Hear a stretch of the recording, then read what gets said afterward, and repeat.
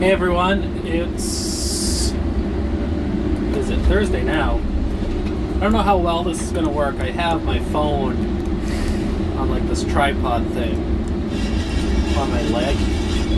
So you probably, well, I guess you can see this on there. So I'm processing. Maybe I can turn the phone a little bit. Yeah, there we go. Processing some of what I laid down yesterday. And just a little section here. I don't know how shaky this is going to be. And I'm pointed right into the sun, but so far, I guess I'll do a little analysis of the new buncher and processing and what it's doing for the job.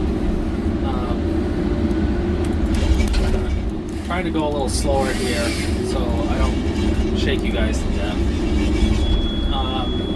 Separating a little firewood here. I gotta do a load of firewood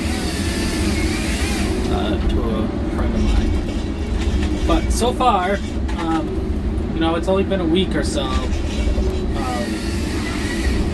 I really like what the buncher does. It is different.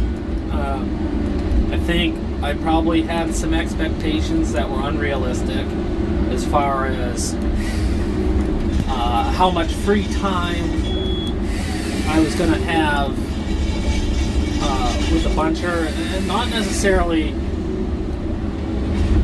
because the production does exponentially increases for the processor.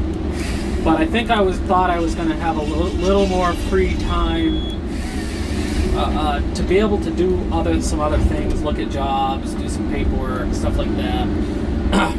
But I'm running both, so which I can do, and it is working fine. But I think I'm busier than I thought I was going to be, which is fine. So obviously, I guess I'll talk about what the benefits are so far with the process. With the buncher in front of the processor. And obviously, with this processor, it doesn't have multifunctioning capabilities. It doesn't have the power. So, in this type of stand of wood that has a lot of small hardwood and whips and stuff like that, it's very precarious, and you've got to take a lot of time to get this stuff. Where with the buncher, if you're going through a patch that has a bunch of small regeneration that has no actual wood in it that you're going to process, you can just zing right through it and get to the wood. Obviously, in the smaller wood, it's much easier, to bunch it and get it on the ground. Also,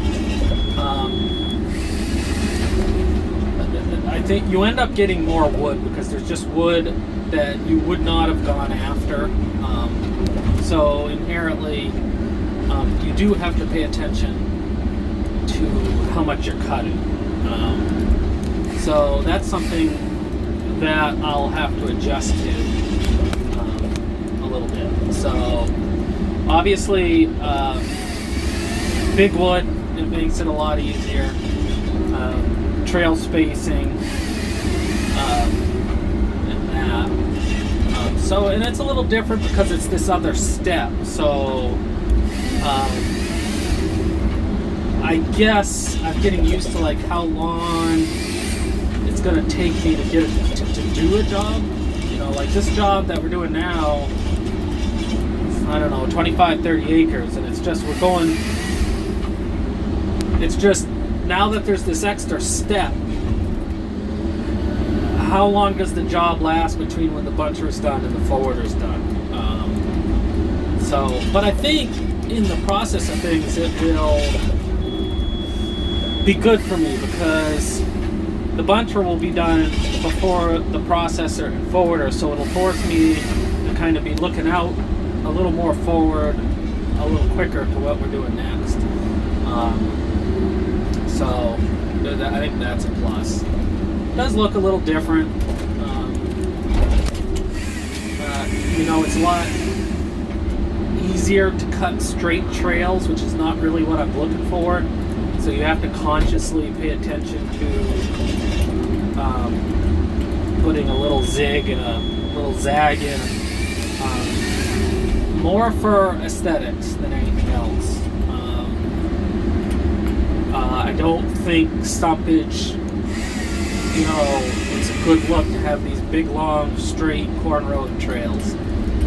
So I just need to think a little more like I'm still running a processor and do some zigging and zagging so it gives it some structural difference. So it's just a little adjustments here and there. I like the breakup. I like that I am not stuck in the processor all day long every day. And I like processing behind the buncher a lot better than cutting off the stump. It's just like doing it. And you feel more productive while you're doing it. So I'm sure there's some other things I'm gonna learn and adjust and figure out along the way. I definitely, that head on that puncher is a 110 degree head, which is enough to be able to do some things. So the oak here is really not that great. So if I can get to it easy enough, I can go up and knock a big top or crotch out of it. That makes it a little easier for me in the processor. And it's easier on the processor. So I'm trying to think, definitely the other thing, I won't talk too much more, but that was my idea to doing this was not necessarily to produce a lot more every week. It was to be more consistent with our production. So inherently you are going to produce more because you're being more consistent. And I think also just by doing it, we're going to produce a lot more too. I mean, we're going to be more consistent and produce a little more. There's way more wood on the trails. It's a lot easier for the forwarder. Less stops, bigger piles. It's a little easier for them to load because the trails do tend to be a little bit wider, or just having the wood laid down straight in front of you. It's parallel to the trail. So there's that. It's also generally, maybe this is just me, but with a cut-to-length system cutting off the stump, it usually takes 2 or 3 days for the processor before you really have enough on the ground to have enough volume ahead of the forwarder for things to go smooth. With the buncher, really all I need is a few hours to a half a day, and he won't catch me as long as I have enough wood on the ground. So I think that's one of the biggest pluses. The production seems to be a little more seamless. So that's kind of, I'm sure there's some other things I'm forgetting. But so far, I really like it. It's just kind of getting used to how it fits in. I'm not working less, I'm working more. And maybe eventually it might turn into hiring another guy. I don't know. But for right now, I'm going to keep doing both and just kind of see how it goes. So anyways, if you got any comments, like, subscribe. Catch you later.